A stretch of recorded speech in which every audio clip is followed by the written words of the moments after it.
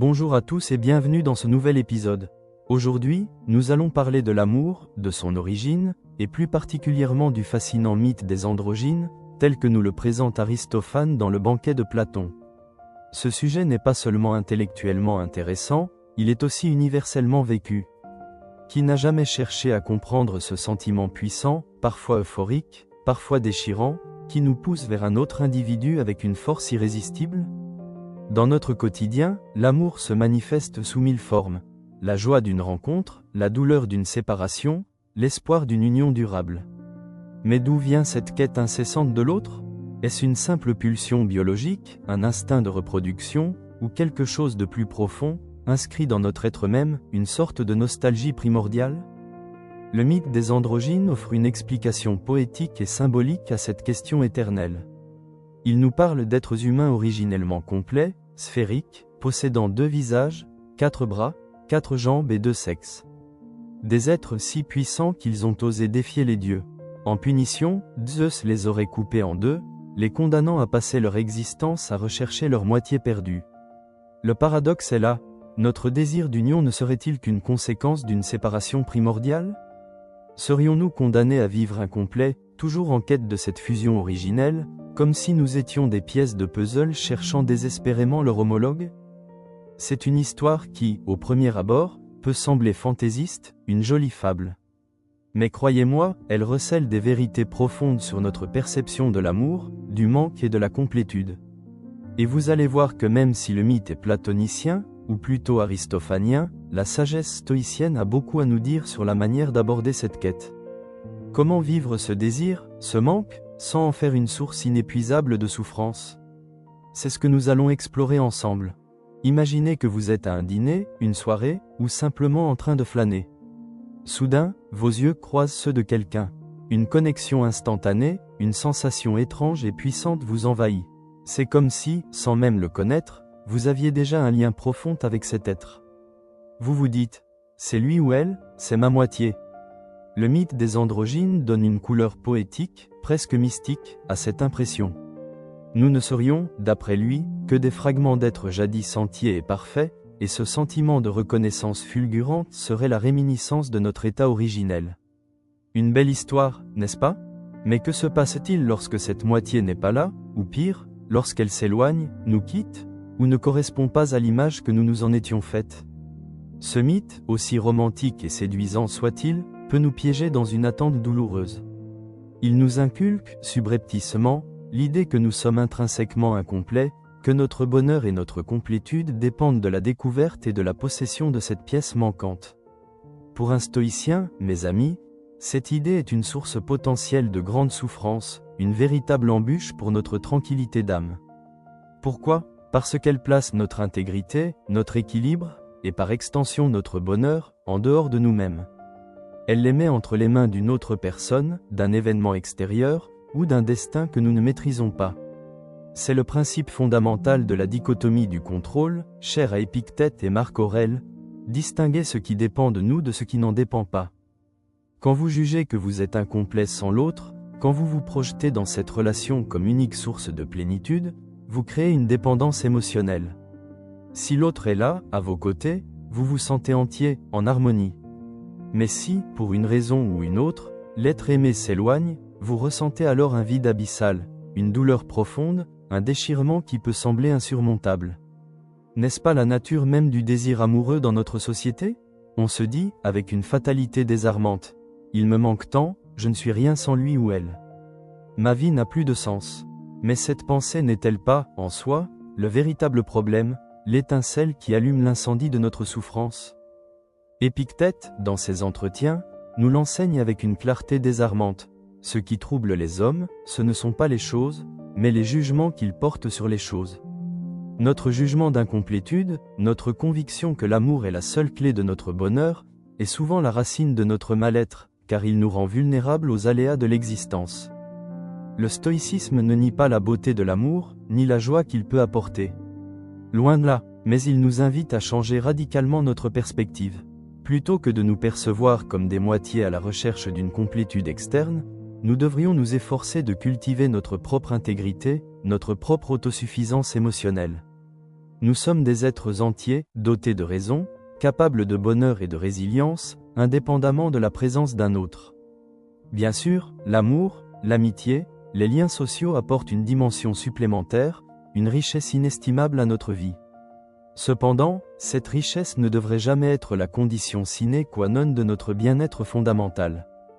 Pensez à Marc Aurèle, l'empereur philosophe, qui écrivait dans ses pensées « Ne cherche pas ce qui n'est pas en ton pouvoir ». La présence ou l'absence d'une personne, ses sentiments à notre égard, les aléas d'une relation, sont des choses qui ne dépendent pas entièrement de nous. Nous ne contrôlons que nos propres pensées, nos jugements et nos actions. La quête de notre moitié peut être belle, mais la dépendance qui en découle peut être destructrice. L'amour est une préférence, pas une nécessité vitale pour notre équilibre intérieur. N'est-ce pas là une distinction fondamentale pour aborder le mythe des androgynes avec sagesse ? Parlons maintenant de cette quête de fusion, si présente dans le discours amoureux. Vous êtes en couple, les premiers temps sont marqués par une intensité folle. On passe chaque minute ensemble, on partage nos moindres pensées, on a l'impression d'être indissociables, de ne faire qu'un. C'est l'ivresse des débuts, cette sensation de parfaite unité, comme si le mythe des androgynes se réalisait enfin. On rêve de symbiose, de corps et d'esprit qui s'entremêlent sans jamais se séparer. Mais cette quête de fusion absolue est-elle vraiment saine ? Est-elle seulement viable à long terme, ou ne risquons-nous pas d'y perdre quelque chose d'essentiel, notre individualité ? Cette recherche d'une fusion totale, si elle est poussée à l'extrême, peut se muer en une forme insidieuse de contrôle. On se met à désirer que l'autre pense, agisse, ressente exactement comme nous. On veut gommer les différences, les aspérités, au nom de cette unité retrouvée, de cette complétude prétendue. Mais n'oublions jamais que l'autre est un être distinct, une conscience libre, avec ses propres pensées, ses propres émotions, ses propres besoins. Vouloir le modeler à notre image, ou pire, vouloir qu'il soit le miroir parfait de nos désirs, c'est ignorer sa nature propre. C'est vouloir posséder ce qui, par essence, est incontrôlable, la liberté d'autrui. Sénèque, avec sa sagesse habituelle, aurait pu nous dire « La plus grande servitude est de dépendre des désirs d'un autre ». Et je dirais même que la plus grande illusion est de croire que nous pouvons contrôler les désirs de l'autre. Quand vous nourrissez l'attente que votre partenaire comble tous vos désirs et reflète parfaitement vos propres pensées, vous construisez une illusion dangereuse. Votre jugement est alors biaisé par cette projection d'un idéal de fusion absolue. Si l'autre exprime une opinion différente, des besoins distincts, ou simplement un désir légitime d'autonomie, vous le vivez souvent comme un rejet, une trahison de l'unité promise par le mythe. Vous vous dites, avec une pointe de dépit, « Comment peut-il ou elle ne pas ressentir la même chose que moi ? Ne sommes-nous pas censés être deux âmes enfin réunies ?» Ce sont précisément ces attentes irréalistes qui sont les fabriques de la déception, de la frustration, voire du ressentiment. Car la réalité est têtue, deux individus, même amoureux, ne peuvent jamais être absolument un. Le stoïcisme, encore une fois, nous offre une voie de sagesse. Il nous invite à embrasser l'altérité de l'autre, à reconnaître et à respecter sa liberté et son individualité. L'amour véritable, tel qu'il serait perçu par les stoïciens, ne cherche pas à posséder, à assimiler ou à transformer l'autre pour qu'il corresponde à nos fantasmes. Au contraire, il vise à le soutenir dans sa propre quête de vertu, de sagesse et d'épanouissement personnel. Il s'agit d'aimer l'autre tel qu'il est, avec ses forces et ses faiblesses, ses lumières et ses ombres, et non tel que l'on voudrait qu'il soit pour compléter notre propre image fantasmée. La fusion des corps, oui, peut être une chose merveilleuse et désirée, mais la fusion des âmes au point de nier l'individualité de chacun n'est ni possible, ni souhaitable si l'on aspire à une relation équilibrée et durable. L'amour stoïcien est une association libre et respectueuse entre deux êtres autonomes qui choisissent de cheminer ensemble, chacun apportant sa richesse propre sans chercher à se fondre entièrement dans l'autre au point de s'y perdre. Il n'y a pas de véritable liberté sans la possession de soi, disait Épictète. Posséder l'autre n'est pas de notre ressort et nous échappe. Se posséder soi-même, cultiver son propre jardin intérieur, l'est. Ainsi, un couple qui s'inspire du stoïcisme serait constitué de deux androgynes déjà complets en eux-mêmes, qui choisissent de partager leur chemin.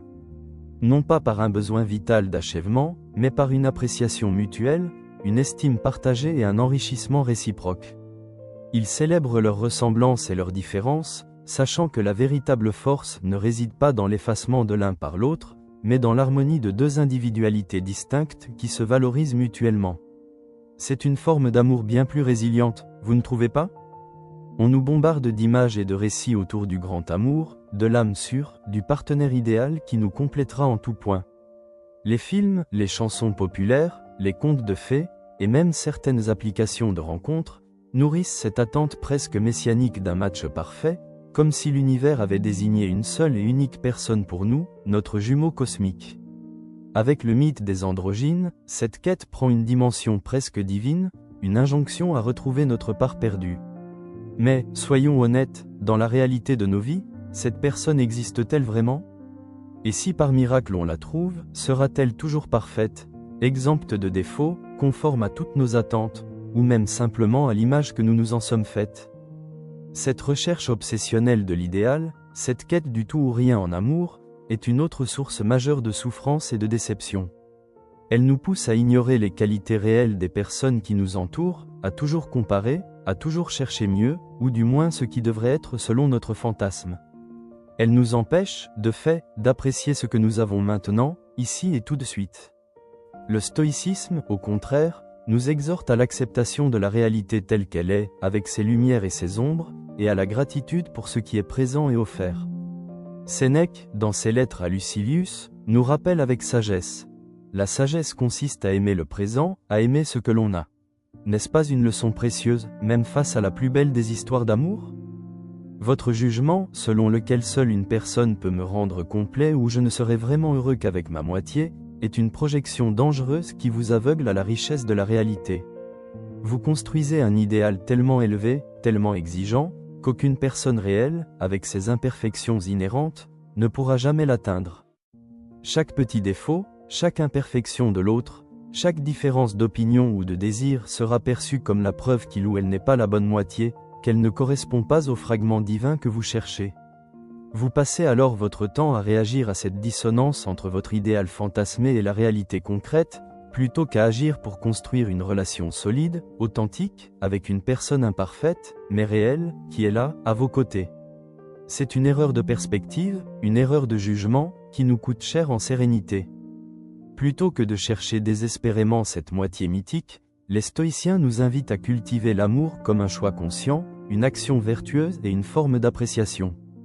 Aimer, c'est décider de valoriser l'autre pour ce qu'il est, de lui apporter notre soutien, de partager des moments authentiques, d'affronter les difficultés ensemble, sans attendre en retour une complétude que nous devons avant tout trouver en nous-mêmes. L'amour est un travail quotidien, un engagement renouvelé, une attention constante. Le bonheur ne se trouve pas dans la possession de l'objet parfait de nos désirs, mais dans l'appréciation des vertus et des qualités de la personne réelle, celle qui est là, avec nous, et dans notre capacité à faire face aux inévitables imperfections de toute relation humaine. Le but n'est pas de trouver sa moitié comme on trouverait une pièce manquante, mais de devenir une moitié qui se suffit à elle-même et qui choisit ensuite de s'unir à une autre moitié, pour former un tout nouveau et unique. C'est une approche qui met l'accent sur notre responsabilité personnelle dans la construction de notre bonheur et de nos relations. En somme, au lieu de nous lamenter sur l'absence d'une âme suridéalisée ou de projeter nos espoirs les plus fous sur un partenaire, le stoïcien se concentre sur ce qu'il peut faire ici et maintenant. Il s'attache à être une meilleure personne, un meilleur partenaire, et à vivre pleinement le présent, quelles que soient les circonstances amoureuses. Si l'amour authentique vient frapper à sa porte, c'est une joie immense, un cadeau de la vie. Mais si, pour une raison ou pour une autre, cet amour s'en va, ou ne se manifeste pas de la manière espérée, ce n'est pas une catastrophe existentielle, car notre intégrité et notre capacité à être heureux n'en dépendent pas. Nous sommes déjà entiers. L'amour est une valeur ajoutée magnifique, pas une condition préalable à notre existence complète. N'est-ce pas libérateur? Pour résumer, mes chers auditeurs, nous avons parcouru ensemble le chemin fascinant du mythe des androgynes, cette histoire poétique qui, en apparence, nous offre une explication touchante à l'origine de l'amour.